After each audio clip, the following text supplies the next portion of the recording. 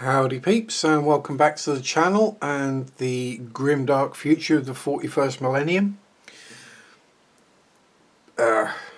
In joke kind of thingy there for anyone not familiar with Warhammer 40,000 and Games Workshop, which is what we're looking at today. It's the newly released. This is the Wednesday. It came out on, I think it was officially released on the Saturday. I had this turn up yesterday. Excuse me, it's still fairly early in the morning. It's the Imperial Knight Castellan, big giant fighty robot thingy. Fair enough. Now, as most of you are probably aware, Games Workshop do tend to be quite expensive, and anyone who's actually interested in one of these will probably know how much they cost. So I'll leave the actual price out of the video because it's quite scary. So what do we get for our money? Very nice box. I know, silly thing to go on about, but gorgeous artwork of a painted model. Sides just different angles, and on the back we have, excuse me, I'm struggling a bit with hay fever in my throat this morning. Just another picture of it with a few descriptors. A bit about the Knight House that they're saying this colour scheme is from, what the weapons are, and at the bottom left we have a bit of a paint guide. Now this is a multi-box, so we open the box from the top, or it might be the bottom, we'll find out in a minute. A good solid card, and inside that is a tray with everything in it. Kind of Zvezda style, but a stronger outer box as well. So first thing we have, instructions.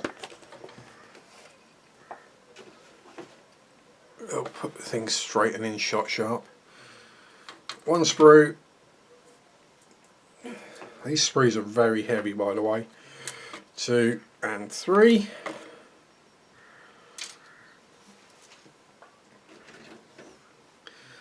The base, 170mm oval base, does the job, and a decal sheet, which we'll look at a bit later. Now I'm going to try and remember how to get all this back in the box, because it only does just about fit. So we'll start with the first sprue, and as you can see, the parts are rather large. Not that I necessarily know what anything really is. A few bits I'll be able to recognise. So we've got pokey device. Check we're straight, we're in shot. I can even zoom in a little. That'll make life a bit easier, wouldn't it? There we are. So we've got the main upper carapace. Face or face guard, there's a different one there. The plasma decimator, one of the big guns. Parts for the other big gun, the volcano lance, and various other little either greebly bits, jointy bits, armour plates, engine parts. And as is usual with Games Workshop, and this isn't to knock the company, this is more just a function of what the models are used for. They're used for tabletop wargaming, so they do get bumped about, they do get dice thrown at them, bashed into scenery, knocked over, dropped on the floor, that kind of stuff. So you're not going to get the finesse and the delicacy of detail like, just for example, something I'm working on at the moment, you do on the Meng BMR 3M. Now if you put that on a tabletop, yeah, it looked lovely, but it'd probably last about one battle before you had to glue everything back together. So the detail, it's not clunky or bad, it's heavy. Everything's engineered to be able to take that kind of abuse. Well, we do have a few nice touches here. Like here we got the raised parts on the sprue to protect the top of the carapace a little, I suppose. And in general with Games Workshop, all the ejector pins are normally onto the sprues, which they are here, rather than into the parts. I'm sure there's a few inside some of the larger parts, but something that size and that thickness needs to have them. As you see, I mean, a lot of the parts are detailed both sides. I think that might be like the groin armour. So you can see the details on the barrel with little skulls on it. And I don't know what they do differently. They must do something slightly differently with their injection moulds or their process, because you get big chunky pieces like that. I mean, that's not thin. And what are we looking at? We're looking at probably 3 or 4 mil thick, solid piece of styrene. No sink marks in it whatsoever. Now, quite how they manage it, whether it's the blend of plastic or the pressure they mould at, the pressure they inject it into the mould, I don't know, but man, well done to them for managing to mould something like that without getting any sink marks in it, because I've seen things a lot smaller with sink marks. So there's our first sprue. I'll just lay that there because that's got to go in the top of the box. And the next two, I think, are identical, but we'll go through them both anyway. So we can see we got the feet, more parts of the leg armour, chest maybe, more of the joints. It's not articulated in the same way as a Bandai Gundam kit is, but it does have ball socket joints so you can pose it in different positions. Some of the other smaller weaponry, the secondary weapon, the little battle cannons, the melter guns, we got the exhaust stacks, and all various random little bits, missiles, all, yeah. And again, we're looking at the same kind of detail, so it's crisp, it's nicely represented. Obviously it's going to be crisp and flash free because this is a brand new spanking kit. Well, it's going to be flash free anyway. If it wasn't, there'd be something badly wrong. Now if we look on this part, which I believe is going to be part of the main torso, I think, we've got some pretty fine detailing with the cabling and everything running through there. So it's good and solidly moulded. Again, we have more of these taller, I guess they were probably the injection points. Whether they're there to protect anything, I'm not entirely sure. And then on the back, so you can see the backs of most parts, if they're interior, they don't have any detail.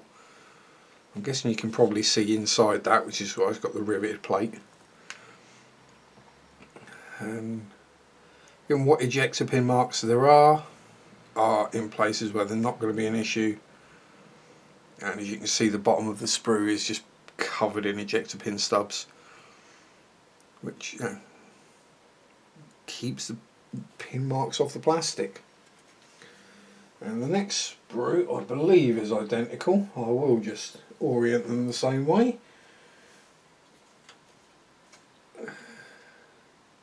Yep, the numbers are the same. So I'll just pop it into shot for a bit. So there we go.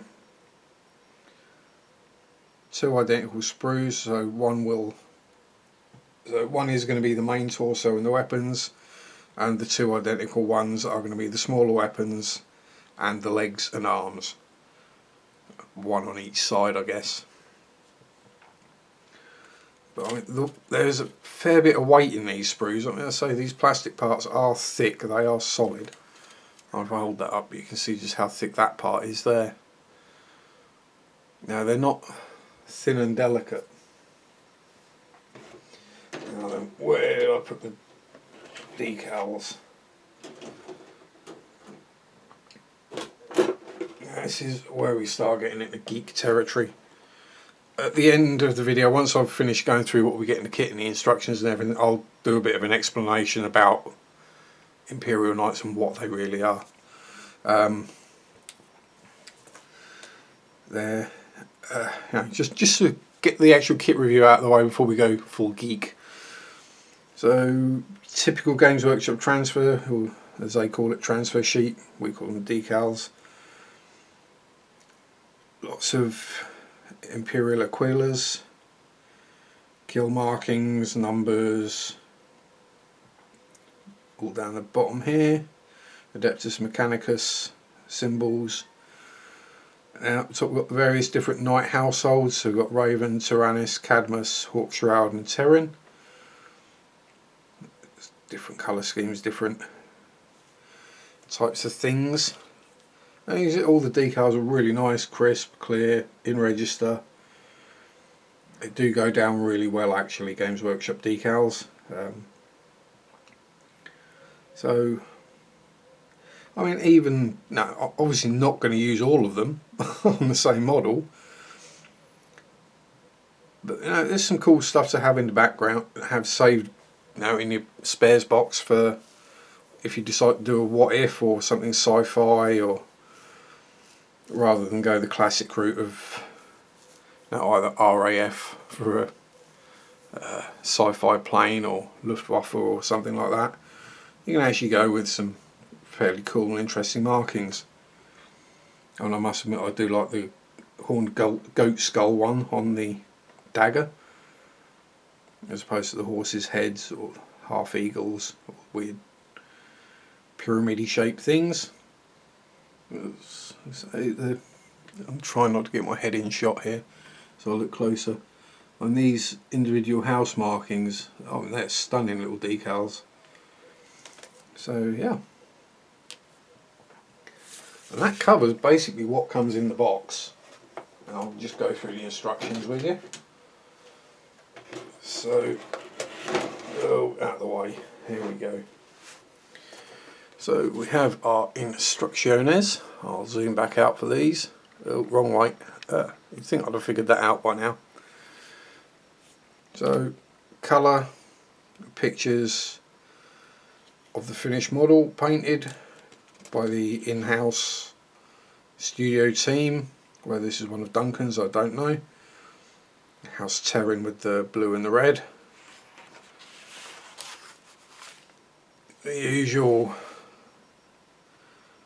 blah blah blah things.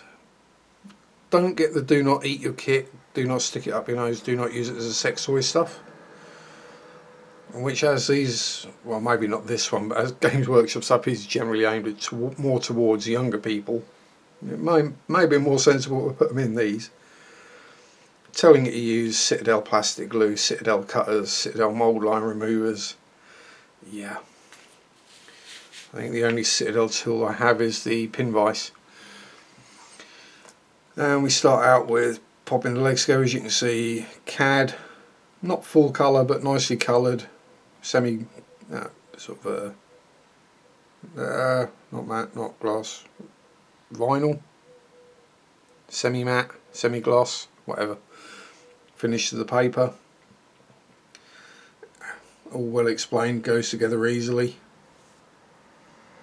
As you can see with the legs here, they do have the ball and socket joints for the lower leg to attach to the foot, and so you can adjust the angle slightly.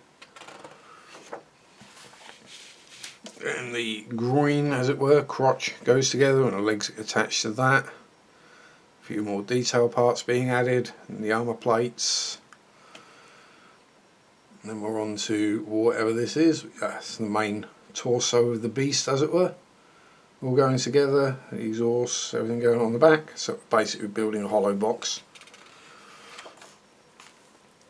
And the melt the guns, mount onto it, onto the upper carapace.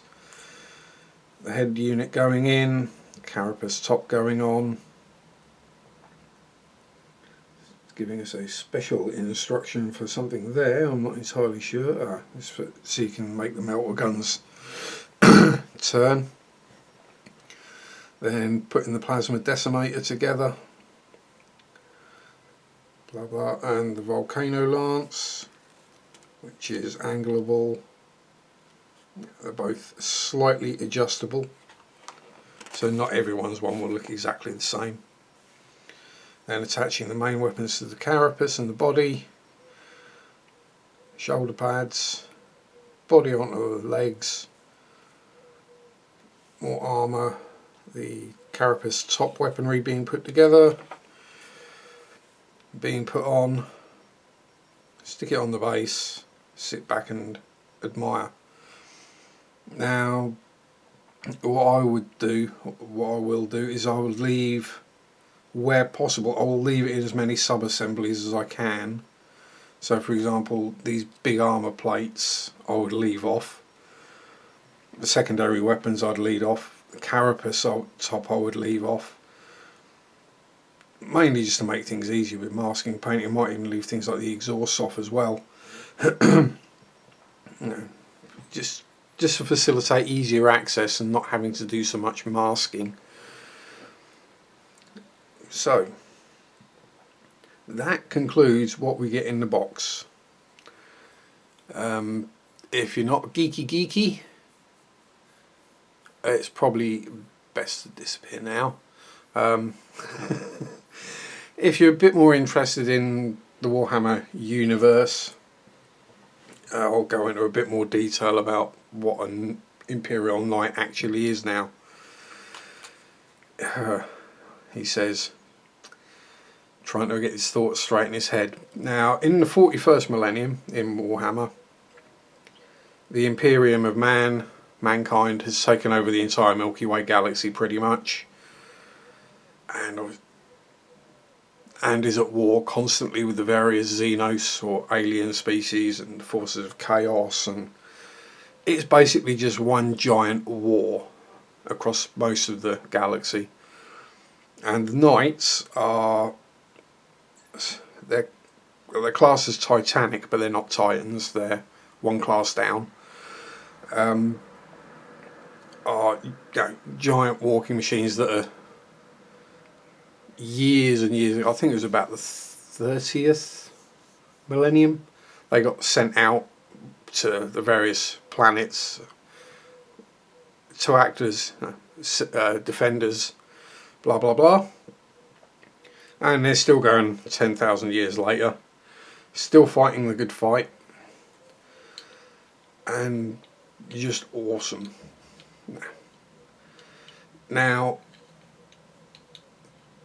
what we get in the box: 3 sprues, a sheet of decals, and a base. Now, do I think that is worth the asking price? Bearing in mind the asking price is £100. Well, direct from Games Workshop. Other places like Dark Sphere, I think it's going to be about 75, 80, but they haven't got any stock yet. Do I think those 3 sprues, that decal sheet and that base, are worth £100? No, nowhere near. And this is where we get to the thing where the product itself, if you look at the bare bones of what it is, same with basically all Games Workshop stuff, is not worth the price they're asking. Brutally honest, no. However, things like this, which you don't have to be interested in Warhammer or Games Workshop, you don't have to play the game, they just look damn cool. And for me, at least in this case, as I had some spare cash, not spent my bonus, it just looks damn cool, and to have it sitting on the shelf, it will look damn cool. And you can't really measure coolness with a value, monetary value anyway, I don't think. So unless you're into giant walking robots with huge guns and several feet of armour, yeah, it's not going to appeal. You're going to look at it and go, that's a complete waste of money. You could have bought 10 Airfix kits for that. You could have bought 2 decent armour kits for that, or whatever, or 3, or 4 or 5, whatever, airplane kits. But it's something that is completely different to planes, tanks, cars, whatever. Okay, you've got similarities with Gundam, but a very different visual aesthetic. And so would I say buy one? If you've got the money and you think it's cool enough, yeah, why not? I did. I'm never going to play the game again. I'm not going to buy 4 or 5 of these things, or half a dozen, or whatever it needs to make up an army. But no, having one built, sat on the shelf, it will look cool.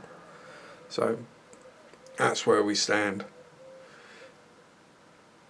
Am I glad I bought it? Yes, I am, because I'm really going to enjoy putting it together and painting it. Let's get the box back in shot. I really will. It's my kind of thing. And yeah, I guess I'm trying to justify it to myself here. So, yes. Without further ado, let me know what you think in the comments.